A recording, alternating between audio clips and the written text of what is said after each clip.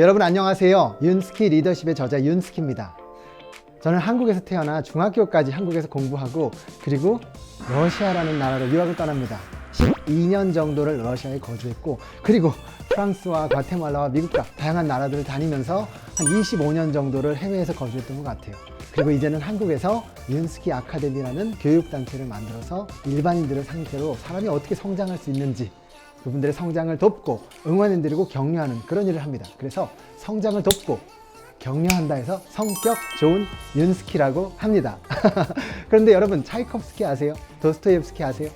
네, 러시아의 대단한 문호가 도스토옙스키 기억하실 거예요.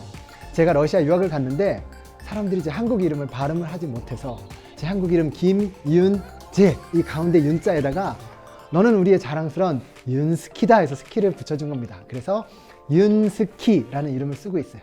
윤스키 아닙니다. 네, 그래서 오늘 여러분과 함께 리더십에 대해서 살펴볼 윤스키 다시 한번 인사드리겠습니다.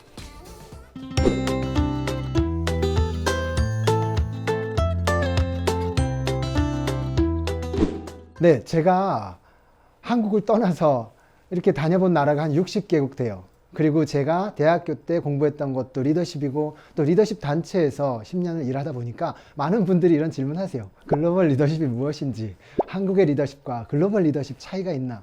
간단하게 이렇게 말씀드릴게요. 저희가 쭉 이 내용이 함께 살펴보겠지만 저는 리더십의 본질은 같다고 생각해요. 한국의 리더십이든 해외의 리더십이든 본질은 같아요. 그런데 여러분 그거 아세요? 충청북도 음성에 가시면 190개국의 국기들이 쫙 서 있는 그런 멋진 광장이 있어요. 그것만 딱 보면 정말 어디 스위스 제네바에 있는 UN 사무국 같은 느낌이 들 거예요.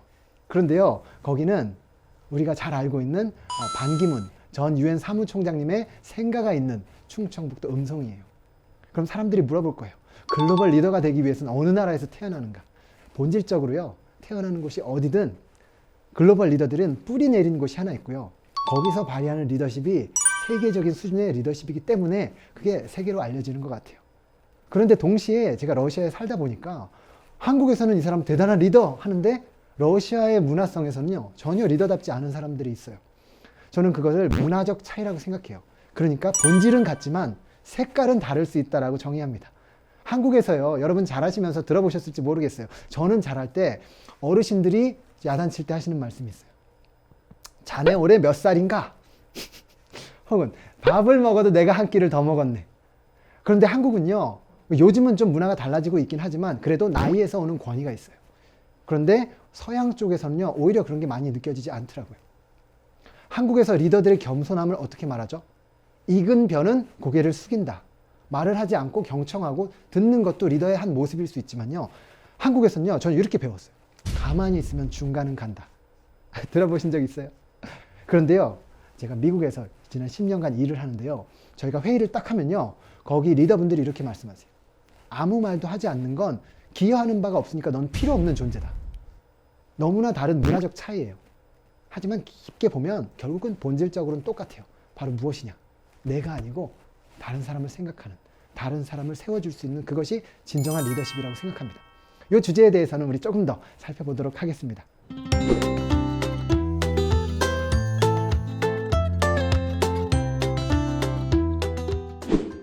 사람들이 글로벌 리더십에 대해서 물어보면 사실은 글로벌 리더가 되기 원하는 학부형들을 보면은 이 사람들이 생각하는 글로벌 리더십이 무엇인지가 살짝 보여요. 뭐냐? 해외 유학은 한번 가봐야지. 영어는 배워야지. 좀 여행도 하면서 새로운 시각을 가져야지. 이런 마음으로 자녀들 교육에 엄청 애를 쓰세요. 기러기 가족들도 너무 많고요. 그런데요, 제가 해외에 살다 보니까 그래도 저는 이것을 이야기할 수 있는 저에게 나름의 자격이 있다고 생각하는데요. 제가 느낀 거, 해외 경험이 글로벌 리더를 만들어주지 않더라고요. 외국어 잘하는 것이 글로벌 리더를 만들어주지 않더라고요. 제가 경험했던 두 가지 사례가 기억나는데, 하나는 제가 프랑스에서 이 중부 지방에서 언어 연수할 때예요. 거기엔요, 유럽 국가들은요 보통 2, 3개국어 기본으로 해요. 그러니까 거기에 프랑스어를 배우러 온 사람들은요 평균 3개, 4개 언어를 하는 사람이에요. 그러니까 거기서 딱 모였어요. 정말 외국어 잘하는 게 리더십의 조건이면 거기는 다 글로벌 리더여야겠죠. 아니요. 그 똑같은 그룹에서도요, 리더십을 발휘하는 사람은 정해져 있어요. 사람들이 좋아하고 따르고 싶은 사람은 정해져 있었어요. 그래서 언어가 좋은 도구일 수 있지만 그 리더십의 본질은 아니라는 거. 그래서 글로벌 리더십 할 때 언어, 해외 경험, 어떤 사람은요, 해외를 쭉 다니면서 많은 것들을 보고 결국은 마음에 안 드는 것만 보는 사람도 있어요. 그런데 어떤 사람은요, 다른 나라에 가서 내가 한국에서 누렸던 게 얼마나 감사한지를 거기서 보고 우리나라를 위해서 더 헌신하는 사람도 있어요. 똑같은 환경에 있어도 보는 게 다 다르거든요. 그래서요, 글로벌 리더십, 저는 이런 생각이 들었어요. 우리가 정말 글로벌 리더십에 대해서 생각하는 한국인이라면 우리가 우리나라에 대해서 얼만큼 알고 있고 우리나라를 얼마나 가치 있고 귀한 나라로 보고 있는지. 제가 재밌는 경험이 있어요. 한 190개국에서 리더들이 모여있는 행사를 한 일주일 정도 참여했던 적이 있어요. 그런데요, 그 사람들의 차이점은 뭐였냐면요, 남의 게 좋아가 아니고요, 일단 자기 거에 대한 자부심이 있어요. 그러니까 색깔이 뚜렷한 거예요. 이태리에서 온 사람은 이태리에 대한 자부심이 있고 거기에 대한 색깔이 있고, 그래서 저도 한국인으로서, 자랑스러운 한국인으로서, 국가대표로서 그 자리에 있었거든요. 그런데 한번 우리의 생각을 돌아보세요. 나는 항상 미국계 좋아 보이고 서양계 좋아 보이고 저게 더 대단해 보이고 우리나라는 모두 없고 모두 없고 모두 안 되고 모두 안 되고, 그러면요, 어쩌면 우리가 우리의 생각, 우리가 그것을 바라보는 관점, 이곳에 전환이 필요할 수도 있어요. 그래서 글로벌 리더십, 저는요, 일단은 우리가 속한 나라, 내가 가지고 있는 것, 여기에 대한 가치를 인식하는 것부터 시작할 수 있다고 생각합니다.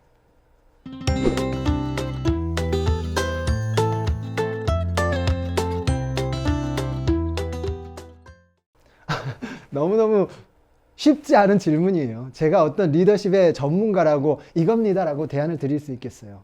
사실은 리더십은 정말 다양한 분야에서 연구가 되어지고 있기 때문에 아주 그 중에서도 아주 일부 제가 관심 가지고 있는 부분만 알고 경험하고 있는데, 제 개인적인 견해입니다.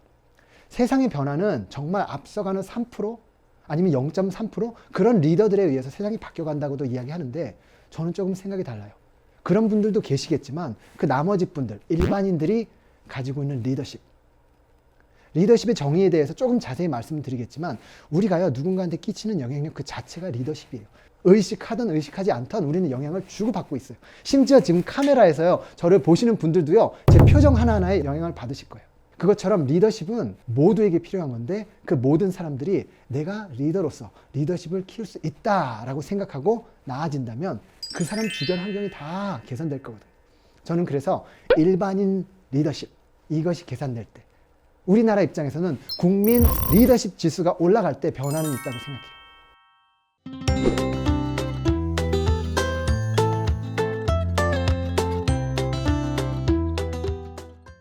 대학교에서, 사회에서 어떻게 리더십을 훈련할 수 있을까요? 정말 여기서는 제가 좋은 소식 하나 말씀드릴 수 있어요. 리더십을 개발하는 곳은 그 어느 특정한 곳이 아니고요, 지금 내가 있는 바로 그곳, 신기운 자리에서 꽃 피우라는 말 혹시 들어보신 적 있어요? 우리는요, 선택할 수 없는 것이 삶에 있어요. 어느 집에서, 어느 부모님 밑에서, 어느 나라에서 태어나는 거 우리에게 선택권이 없었어요. 하지만 주어진 것이 있다면 이거 흙수저, 은수저, 금수저 이거 따질 거 없이 가진 걸로 무엇을 하냐, 여긴요, 끊임없이 우리의 선택이에요. 그 선택이 우리의 삶을 바꿀 것이고, 챔피언은 어디서 만들어질까요? 링에서 만들어지는 게 아니죠. 아무도 보지 않는 그곳에서 정말 포기하고 싶은 그 순간 한 번 더, 1분 더 달리는 것, 한 번 더 무게를 드는 것, 바로 여기서 챔피언이 만들어지는 것 같아요. 자기 개발하다 보면 이런 질문 받아요. 사장 되고 싶습니다. 제 꿈은 이겁니다. 그럼 역으로 이런 질문 드려요. 사장 언제 되실 건데요? 뭐 대학 졸업하고 뭐 회사 차리면 되지 않을까요? 비유적인 거지만 저는 이렇게 생각해요. 사장은 사장의 태도가 있고 사장의 관점이 있고 사장다운 어떤 행동들이 있어요. 그건요, 지금 내가 있는 편의점 알바를 하시든 배달을 하시든 아니면 어디 교육을 하시든 무엇을 하시든 바로 그 자리에서 키울 수 있는 것이 리더십. 그래서 이거 기억해 주시면 좋겠어요. 리더십을 키울 수 있는 건 내가 있는 안방에서부터 키울 수 있는 게 리더십이라고 생각합니다. 제가 리더십에 관심을 가지게 된 계기가 있습니다. 저에게 영향을 많이 주셨던 분 3분이 있어요. 그분들에게 배운 것, 저희 굉장히 주관적인 생각이지만 저에게 많은 영향을 주셨던 그 3가지를 나누고 싶습니다. 첫 번째는 스티븐 코비 박사님이세요. 그분이 쓰신 성공하는 사람들의 7가지 습관이라는 책은요, 엄청 두껍고요. 이거 집집마다 꽃편이 있지만 가서 펴보시면 뒤에가 깨끗한 그런 책이에요. 많이 팔렸지만 읽기 어려운. 그런데 저는 그 책을 읽고 감동받고 그분을 만나기 위해서 여러 나라를 다니면서 그분을 개인적으로 만나고 이렇게 말씀도 나눌 수 있는 그런 특권을 누렸어요. 그런데 그분한테 배운 것 중에 가장 감사했던 건 원칙 중심의 사고였어요. 제가 학교 다닐 땐요, 편법을 써서라도 시험을 잘 보고 뭔가 쇠치기를 해서라도 앞에 가는 게 잘하는 거라는 생각이 무의식 중에 있었던 것 같아요. 그런데 코비 박사님께서 말씀하신 건 원칙이에요. 농사의 법칙. 인과관계가 확실히 있다는 거예요. 지금의 내 선택은 내가 하지만 여기에 따르는 결과는 내가 선택할 수 없다는 것. 그래서 이 원칙 중심으로 삶을 바라보고 나의 행동을 바라보고 사람들과의 관계를 바라보고 했던 전반적인 삶에 대한 그 큰 프레임을 저는 스티븐 코비 박사님께 배웠어요. 또 한 분은 존 맥스웰입니다. 존 맥스웰은 리더십의 거장으로 참 전 세계적으로 많이 알려져 있어요. 그분이 쓰신 책 중에 실패하며 전진하라. Failing forward. 넘어져도 앞으로 넘어지라는 거예요. 그리고 실패에 대한 정의 자체를 바꾸는 것인데 그 책은 하버드 필독으로도 들어갈 정도예요. 전 세계적으로 한 3천만 부 이상 책이 팔렸으니까 영향력 있으신 분이죠. 이분한테 배운 가장 큰 리더십 레슨은 리더십은 특정 사람에게만 국한되는 것이 아니라는 거예요. 바로 내 안에 있는 그 리더십을 내가 키울 수 있다는 거예요. 저는 반장 해본 적도 없고 회장 해본 적도 없어요. 총학도 가본 적 없고요. 사회에서 막 대단히 인정받는 어떤 그런 무슨 최연소 임원 뭐 이런 거 해보신 분 보면 대단하다 느껴지는데 저는 그런 게 없었어요. 리더십은 그런 분들에게만 필요한 줄 알았어요. 그런데요, 알고 봤더니 리더십은 모두에게 필요하더라고요. 저의 생각의 틀을 깨주시고 지금에 있는 내가 어제의 나보다 더 나아질 수 있도록 도와주신 분이 존 맥스웰이에요. 저는 이거 보시는 그 어떤 분도요, 어제의 나보다만 나아지실 수 있다면 삶은 정말로 만족스러운 삶이 되실 거라고 생각해요. 그리고 세 번째로 제가 존경하는 분은 미국의 1세대 이민가로서 미국에서 어마어마하게 영향력을 끼치신 김춘근 박사님이세요. 알래스카에서 거의 주지사에 나가실 정도로 영향력이 있으셨던 분인데 실제 나가시지는 않았어요. 그런데 그 정도로 영향력이 있었던 한국인 1세였고요. 그 당시에 우리나라 정부에서 한국을 이끌어갈 글로벌 리더를 찾을 때 이분이 항상 지목됐었어요. 그런데요, 이분을 제가 10년 조금 넘게 모셨는데 저보다 40살 연상이세요. 그런데요, 이분을 모시면서 감동받았던 것. 이분이 이제 지위도 있고 영향력도 있으니까 여러 단체 아니면은 무슨 비즈니스 하시는 분이든 어떤 분야에서 높으신 분들을 자주 만나세요. 그럼 제가 수행 비서로서 모시고 가면 이분은요, 저를 어김없이 옆에 함께 앉혀주셨고요. 그리고 누구를 만나든 이름만 대면 아실 분들이 있는데 누구를 만나도요, 그 앞에서 윤스키는 누군지 5분 동안 이야기를 하셨어요. 그분이 기업 대표, 대단히 높으신 분이어도 그분이 김춘근 박사님과 저와 함께 있으면 윤스키가 누군지 이야기를 들어야 되는 거예요. 그런데요, 한 번 한 30만 명 정도가 접속해서 보는 어떤 행사가 있었는데 거기서 강연을 하셨고 그때 그 행사를 에스코트도 하시고 하셨던 분이 저에게 이런 말씀 해주셨어요. 자기가 수많은 강사들을 만나보고 우리 대표님과 연결해드리고 하는데 여태까지 단 한 번도 자기 수행비서를 같이 동석시키고 수행비서를 소개하는 사람은 본 적이 없다. 제가 모셨던 김춘근 박사님은 저를 가치 있는 존재로 아들처럼 대해주셨고 그것을 모두에게 알리는 일, 그러니까 나와 함께하는 사람을 세워주는 게 몸에 배어 있으셨던 분이에요. 나보다 남을 낮게 여기는 것, 저는 그게 리더십의 본질이라고 생각하고 저는 아직 많이 부족하지만 제가 모셨던 우리 김춘근 박사님께 배운 것 저도 닮아가고 적용하고 싶습니다. 지금 이 영상을 보시는 분들은 한국뿐만이 아니고 세계적으로, 즉 글로벌리 영향을 끼치실 분이라고 생각해요.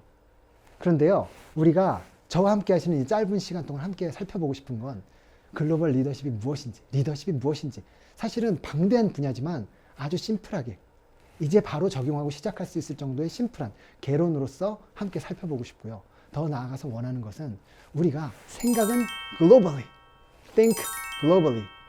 그래서 생각은 세계적인, 글로벌하게 하지만 act locally, 지금 있는 곳에서 행동하는 것. 그래서 글로벌 리더십에 대한 이해도 있으시지만 지금 있으신 곳에서 바로 적용할 수 있는 팁을 얻어가셨으면 좋겠어요.